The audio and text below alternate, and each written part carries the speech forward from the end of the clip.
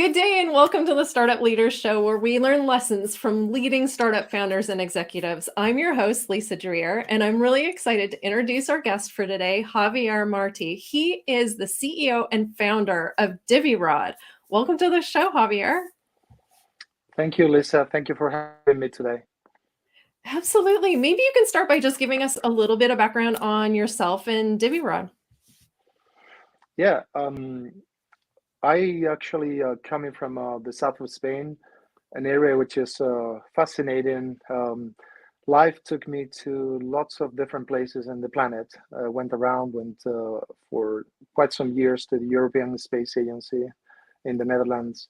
Moved to Chile to do some crazy radio astronomy projects, and um, and finally I ended up in the United States. I landed in Boulder, Colorado, which is not a bad place to land. And I start. Well, I've been living there for already 9 years, so and counting. Wow, amazing. And so what about Divirod? Tell us about what is Divirod doing? Yeah, Divirod came out of from basically from the need of understanding better how to deal with water. As I said, I come from the south of Spain. That's very close to Africa. Water is not something that is readily available every day. So, and in particular, this year is kind of very stressful for everybody, having droughts, significant droughts in Portugal and Spain. So I thought that back in 2016, what can I do to put a remedy to this? How can I help? How can I contribute to the to the problem of generating water and understanding water at large? And the idea of Divirod came from the fact that everybody is interacting with water one way or another, but not necessarily they understand how to do it. So water presents risks. If there is no water, it's the risk of drought. If there is too much water, there is risk of flooding, or alternatively, storms, snow, etc.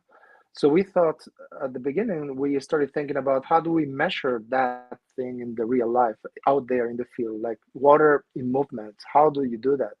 And you realize very quickly that there is not very many technologies which are providing good results to all this. And models are just models, so just guessing.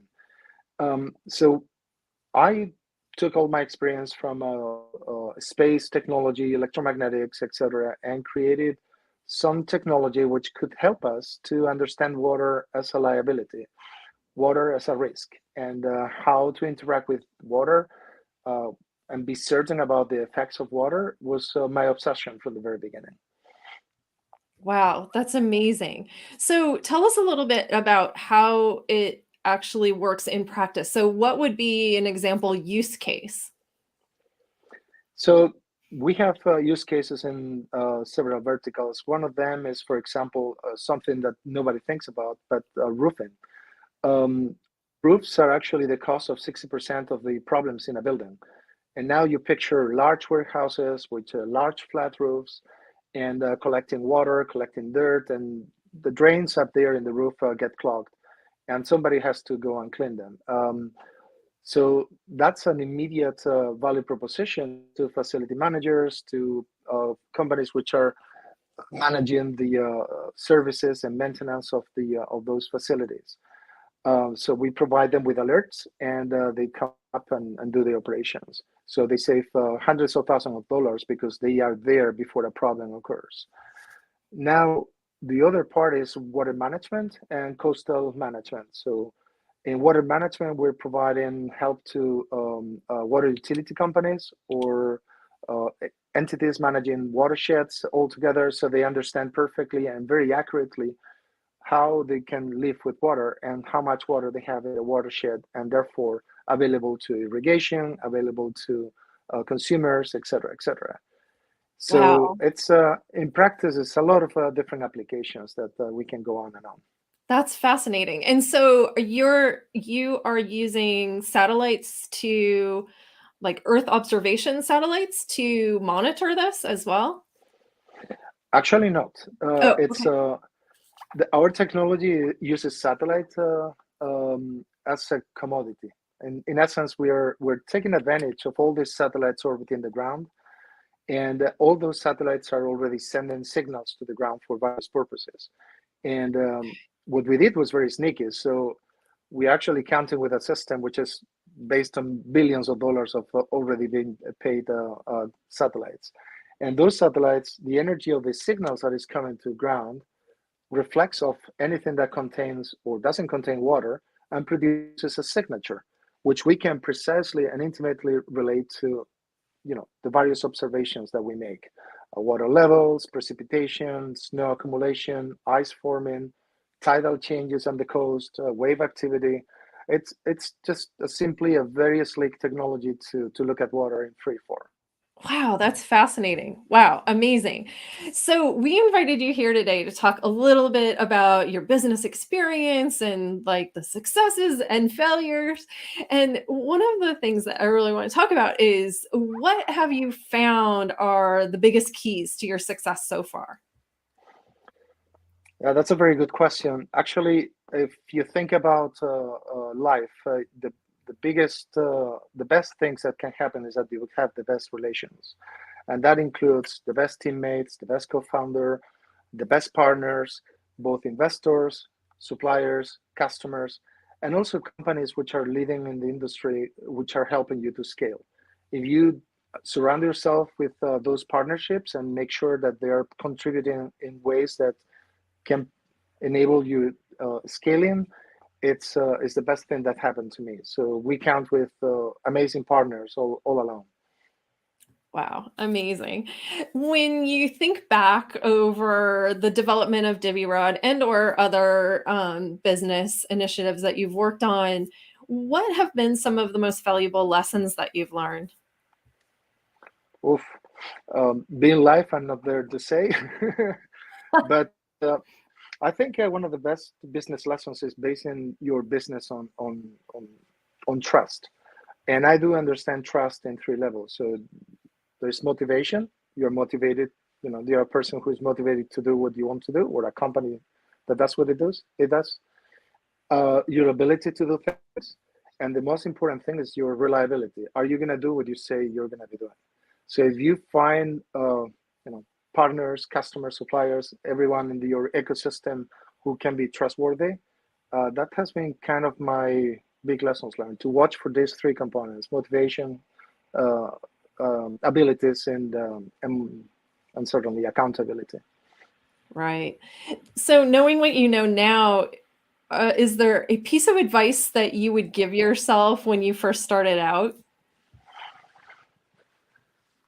That's Yeah, I would say that the most important thing that I would tell to myself is keep listening to your gut. You are myself.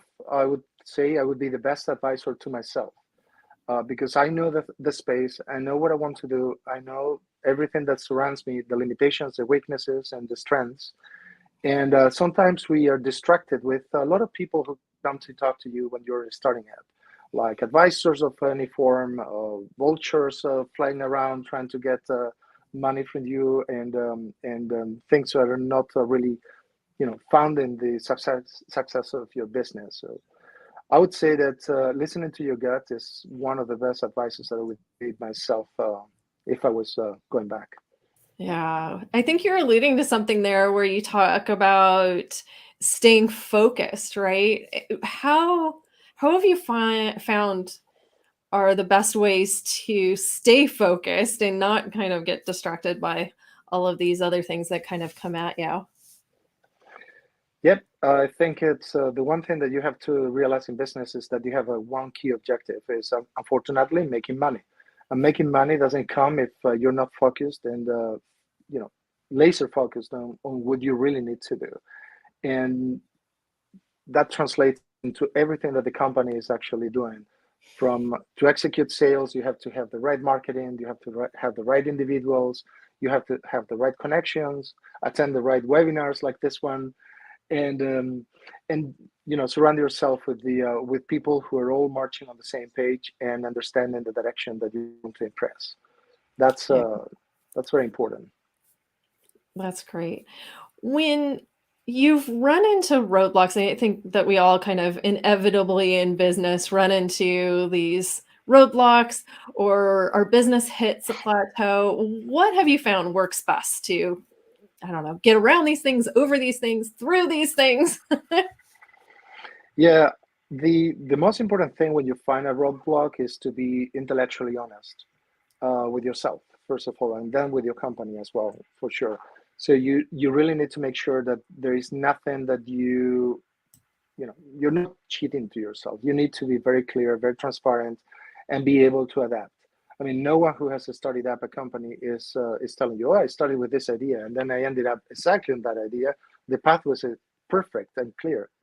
Nothing is a bed of roses. You have to adapt along the way and make sure that you're understanding the market, understanding your product, making that product market fit, which ultimately will lead you to, eventually the pivots in the way, and there are alternatives that you can have to consider. And that is all in all the best strategy is, again, Mhm. being very very honest to yourself. Right. What do you do when you're in that situation? You said, well, we look for alternatives. How do you find those alternatives and then decide on which is the best path to take? I think the best source of knowledge comes from your market directly. Customers are, not stupid. Customers have very clear needs, and if you don't understand customer needs, it's very difficult that you come up with something that they really want. And in our case, working with customers, experiencing and testing the market with our product, understanding how they want to ingest the data, for example, with Divirod, or understanding what type of data is useful, what sort of angle you have to give to your product so that it becomes really useful. If you're listening to the market, then the product will succeed. There's no point in trying to sell something that nobody wants. Right. Right. So you talked about how Divirod really focuses on understanding what is happening with water on Earth. What How does this sort of play a role in the, science of climate change and some of the other things that I think there's a lot of interest in, as well as a controversy, right now? Yeah, Divirod is, as I said, is at the intersection of treating water as a liability. Water is risky, especially if it's in free form or not available whatsoever. We're all talking about sustainable solutions. We're talking about resiliency, living with the sea level rise, understanding that climate change has brought upon us quite many different forms and fashions of extreme weather. So it's not something like it used to be, like very regular, very systemic, and everybody could predict what happens next because it was the same as last year. Nowadays, if you think about it, we go through hurricanes from letter A to Z, and then we have to go to the Greek alphabet. So there is no pattern that can be followed, and we think that sustainability and adaptability, therefore resiliency, is something that has to be provided to the people, and that goes for corporations and institutions and municipalities, governments, and individuals altogether. Wow. Okay, so I want to end with one last question, which is, if you could make one prediction about the future of, sustainability and climate change technologies, what would that prediction be? So the prediction that I would see, first of all, is that the solutions that need to be put forward need to be extremely precise and simple. We need to be certain about what we do. We need to be certain about the information that we receive. We cannot be just guessing altogether. So anything, any technology, any future that could be conceived has to be simple to digest, simple to grasp, like as simple as grabbing a glass of water. So that should be, that's my ideal dream, and I cannot see a future without the type of Divirod data that we're putting together. Wow. Well, fantastic. I so appreciate you making time to be here today and share with us what Divirod's working on and all of your great business experiences. Thank you so much. Thank you, Lisa. Yeah, it would be great to have you join us again and maybe dig into a little bit more detail about your technology and solutions. Anytime. Thank you so much. Absolutely.